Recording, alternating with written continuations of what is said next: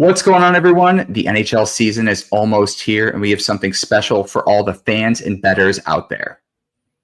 Yeah, right now, if you click the link in our description, you can get the full Tails package for $40 off. That is by using code SEASON25, and you can get our package that's normally $120 just for $80.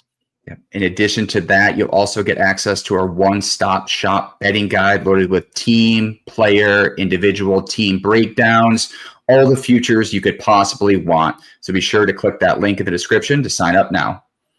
Yeah, it's like ChatGPT put in an Excel sheet for you so you can rip through all of those future props.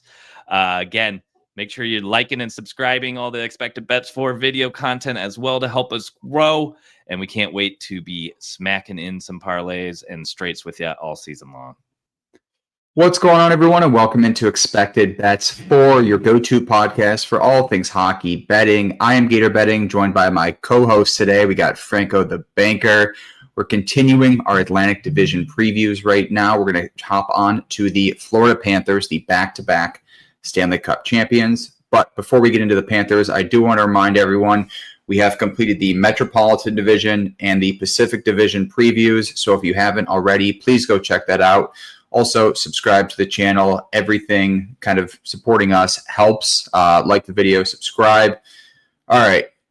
Florida Panthers, back-to-back Stanley Cup champions, were, I think, maybe the odds-on favorite, first or second, maybe, to three-peat. But as luck would have it for us, and unfortunately not for Sasha Barkov, the Barkov news was announced today. He is out for the season. And with that, they have now tanked from, I think, plus 550 to 1,100, but we'll get into their team futures in a bit. Franco, the loss of Barkov for this team, in addition to Tkachuk being out already, really complicates the start of the season for the Florida Panthers. We kind of expected them to, I guess, pull back a little bit as they've done during the regular season, get into the playoffs, and that's when they start their grind. But the loss of Barkov, the loss of Tkachuk for a few months really hurts this team in terms of a three-peat possibility. Yeah, I agree. I mean, this is, like you said, perfect timing to record this. We're not early, which would have been worse here. We would have to re-record. Yeah, I know. It's our predictions, yeah. It's crazy to see such a shift in the odds, though, man. I mean, you see injuries all the time and just news or whatever breaks, and usually you don't see like this crazy of an odd shift. But to go from like a plus 500 to a plus 1,100 for the Stanley Cup odds, I think the division odds were something like plus 160 or something. Yeah, 160 to now 330. And the other thing, too, is that he didn't only throw off the team futures, he threw off the entire Selke market. Yeah, it's broken. That's broken now. I mean, Reinhart was I forget what Reinhart was before, but 6-1 plus six, plus 600. So yeah, I mean, he was at least like maybe worth a sprinkle. I didn't mind that look actually when I was researching before we did everything, and now he's 2-1, so he's off the board. Even Nico Heischer's off the board as well at plus 260. So like those guys I wouldn't take at their current odds. It's just not for a season-long prop of that nature, injuries, all that fun stuff. It's not worth it. But anyway, it's crazy to see such a big loss for this team. Usually a Stanley Cup winning team or championship winning team across all sports loses pieces, right? Like from year to year in, year out. And then especially if you win 2 in a row, you really start to see like pieces move on, get big contracts elsewhere. That didn't really happen this offseason for this team. I mean, they lost Nate Schmidt, Nico Sturm. These aren't like giant pieces. I mean, Nate Schmidt had a nice playoff, but I mean, overall, like he's kind of a replacement level player. You can find a like for like player on the market. Yeah. So going into this before the Barkov news, it felt like this team was just going to keep rolling. Now it's like they did lose a giant piece. So kind of shifts the thinking here a little. I mean, just to be clear, too, we thought they were going to lose Bennett and Marchand. And in fact, they almost retain talent and get better this offseason, which is insane. Yeah, it's crazy. They have done a magical job, and I get the income tax thing and Yeah, all that. But I mean, still, I think building a winning culture matters the most, right? Like that is really the draw. I mean, players want to win. You know, some players want to just get paid and skate and be done with it. But a winning culture is crucial, and this team has really built it, and it's pretty impressive to see what they've done. Really. It's almost the best of both worlds, though, too, because now they can take less money and still take home more with the no state income tax. And they have this team that's pretty much identical to last year that has won back-to-back Stanley Cups. Yeah, I mean, even when you're looking at the lineup now without Barkov, it still doesn't look bad. Like it's still better than some of these other teams we've broken down, which is just crazy. Like no Tkachuk, no Barkov, and still like looks pretty threatening. Yeah, agreed. In terms of additions, they did bring in Tarasov. They brought in Jeff Petrie, who's going to be probably in that third D pairing role. Luke Kunin and Nolan Foote. But again, not many additions. Retain the guys that they have who are part of that winning culture. Don't really lose too many key pieces, but this team looks really good again. I feel like we kind of glanced over the Barkov injury, right? Because they lose their 1C. He was kind of the backbone of that squad. In the playoffs, he was assigned to McDavid, right? If Barkov doesn't play the last 2 Stanley Cups, does Edmonton win one of them? Probably. I mean, you can't understate his presence. His penalty killing is elite, and he's productive as an offensive player too. He's not just a top defensive forward. So they're gonna feel this loss, but I still feel like this is a team that can make the playoffs just given the talent that's there. And then, if he's able, there hasn't been an official as far as if they're gonna put him on IR or keep him on the active roster so he can play in the playoffs. But that's what it seems like is the consensus, that they're gonna want to have him available for playoff time, because when it really comes down to it, the regular season doesn't matter for this team anymore, right? Like they've done all they can do in the regular season as far as making an impression. Like everybody knows they're a good team. Who cares if they're the 1 seed or the 7 seed? It's just get in and then strap it down and do what you do. Let's get into some team futures, because there's several ways you can look at all of these props. So the regular season points total on DraftKings was at 105.5. Now it's down to 99.5. And FanDuel, it was at 106.5. Now down to 100.5. To make the playoffs, these are their current odds with the Barkov injury. Minus 320 to make the playoffs. Plus 250 for no. Plus 330 to win the division. Plus 550 to win the conference. 11-1 to win the Stanley Cup winner.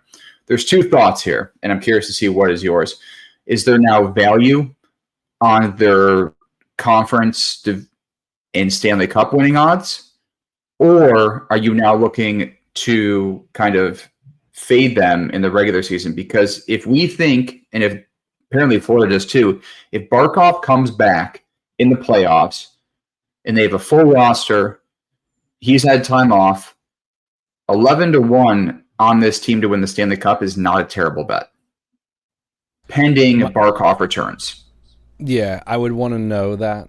One, that would be a major thing. If they do just put him on IR and say he's done, then I'm out. I would be a little bit less likely to take it. But the other thing too is, I mean, with him and Tkachuk both missing, I could see it being kind of a bumpy start to the season.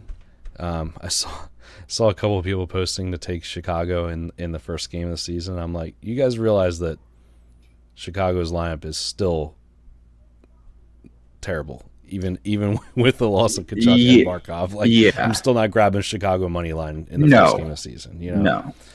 So, with that being said, like I think this is a team, honestly, like I would want to wait a couple weeks in the season and kind of hope that they start out slow, like maybe like a 5-10 start or something like that. Like I think maybe like a 5, like an 8-10 or like a 7-10 start. I think it's more realistic. As long as they dip to below 5, like under 500, maybe through the first month. Yeah. If they leave October with a record under 500, at that point you're going to know the Barkov. news, whether he's still eligible to return to the playoffs or not, and their Stanley Cup odds are probably going to grow to maybe 15-1. If that, I still think they'd probably be around maybe 12 or 13. Yeah, probably 12 or 13. But still, I would rather just kind of wait and take that risk, I guess, to get a little bit better. I'm going to be a little greedy here to get a little bit better odds here. That's all. I think it's fair. Regular season points total before the Barkov news, I still liked their under at 106.5. They've shown how they're going to approach the season. Look at last year, right? Just get in the playoffs, finish third in the Atlantic with 98 points. Regular season points at 105. I still like the under there. I still don't see them getting to 100 points this season. I think we're going to have more of those bottom teams, the Atlantic, kind of move up a little bit. I think the Sabres are going to get more points this year. Montreal is going to get more points this year. I think Ottawa can kind of average around their same points total. Detroit, I talked about with Betsky. That team, we just don't know. That's a wild card team for sure. Not in terms of playoffs, but just in terms of their outlook for the year. I still like the under at 100.5 points. The other thing, too, I mean, this adds further fuel to the fire of what we kind of were leaning towards, that this would be the division that has 5 teams making it and only 3 coming from the Metro. So I think with Florida being weakened, that will give a few more. It's not going to be like all these teams within this division are going to smoke Florida throughout the season, but it'll at least give them a little bit more of a fighting chance to win games maybe they wouldn't have had any business being in. So kind of factor that in too, as far as when we as we break down the rest of the division. I think I like the idea of these other teams, maybe their win totals going up a little bit as well, as much as Florida stays under their point total. Does the Barkov news hurt the Metropolitan more than the Atlantic? I'd say so. Absolutely. That's what I'm saying. I think that all these teams are going to be a little bit better than they might have been a week ago. Yeah, agreed. Any other team futures for you that you were looking at? I guess, did you have any other team futures, or you want to get into the awards? No, let's go to the awards. I don't mind that one under 100.5. It's a little risky just because, but it is. I think that's the way to go. If I was looking, I wouldn't want to go over. Let's put it that way. If you had to bet right now, I would take that. But if we have to bet at the end of October, where they've struggled a little bit, I think the Stanley Cup and conference winner are worth a sprinkle. Absolutely. Yep. All right. In terms of awards, we talked about the Barkov news. The Selke market is just shot. So Reinhart was 6-1. Now he's 2-1. That's out the window.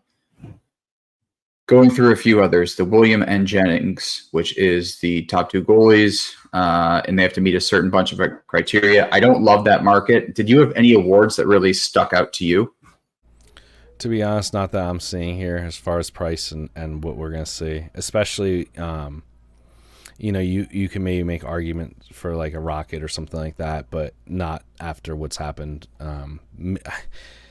I feel like you're going to see a downturn for a guy like Reinhart that, when you're playing with Barkov, he was very productive. I don't think he's going to completely tank, but, he could have been a guy you can make an argument for a ton of goals again this season. And maybe not so much without Barkov. Agreed. All right. In terms of player futures, Reinhardt's at 35.5 goals. Marchand's at 54.5 points. Bob's at 35.5 wins. Bob had 35 wins last year. Marchand had 51 points last year. Reinhardt had 39 goals last year. So Reinhardt exceeded his prop this year. Marchand went under, and Bob went over. In terms of any of those, do you have kind of an opinion on them? The Reinhart goal total is interesting. I mean, the year prior, he had 57, which was career high, kind of went back down to 39. But again, the loss of Barkov is going to hurt him in terms of not having a playmaker on that line. Any player futures for you? I don't mind the Reinhart at 35.5. I think he's going to be more the focal point now with the loss of Barkov. So if I had to take one, that would be it. But I don't really love it, to be honest with you. I do think like I said, we see a little bit of a downturn from him. 36 goals is probably still attainable from him. But yeah, I just think going from Barkov to whoever it's going to be, I don't know if it's going to be Lundell or Bennett on that top line now. that I feel like that's just going to hurt. It's still a significant change. Yeah. I was looking at Kachuk. I don't think so. He's 2-1 for 90 points. If he's out to start the year, and that's been confirmed, correct? Yeah, it's all 2 to 3 months. Can we get his under? Yeah, I don't think we can get his under, but I don't think they're that friendly to give us that kind of gift, huh? Yeah, no, I don't think so either, unfortunately. I'll see if they are going to give it to us. Let me scroll DraftKings 1 second here. I will say, as you're looking for that, no, a player I am going to absolutely. I mean, this isn't a future bet, yep. But unless they maybe they open more markets with the loss of Barkov, we'll see in the coming days. Keep an eye out on that. I will post if this does come out, but I am very interested in Anton Lundell futures at this point. If they come out, and if not, then I'm going to be hammering him in the beginning of the season. Point props typically last year were like plus money, plus 115, plus 120 for him. I think like worst case, you're looking at like a minus 110 for a point for him. If that's the case throughout the first week of the season, I'm going to bet it every single game. Yep. If they offer me like a point total for him over the season long, I would be very interested in that, just depending on what the number is. But I think he's going to be in a top 6 role. I think he'll be on the top power play, or if not the top power play, then the second unit, and he's going to be on the top penalty kill unit as well with Barkov gone. So that is just significant ice time for a guy that kind of, I think, has shown a little bit of a flash in the past. Yeah. I'm looking at another guy, too, who may jump up to that 1C role, Sam Bennett. So on FanDuel right now, for 50-plus points, he is at minus 260. Let me just confirm I'm looking at this correct. Yeah, so 50-plus points, minus 260. However, if we go over to DraftKings, which I believe – okay, so they had it at minus 135. Now it's down to minus 200. So that market was kind of shot. When I originally had put that in, I was like, oh, that's some value. But again, they have adjusted that since. So I don't have too many other player futures. I really don't have any at all, if we're being honest, on this team.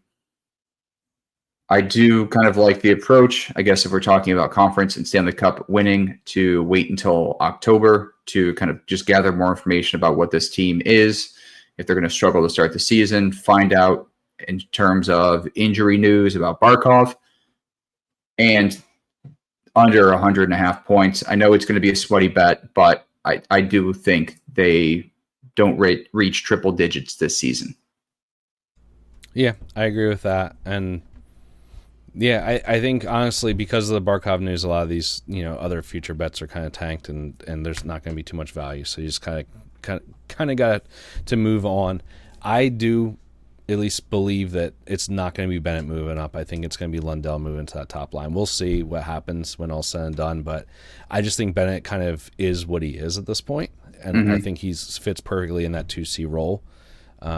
You're kind of asking a lot of him if you're moving him up to the 1C. So we'll see what happens, but that's my prediction.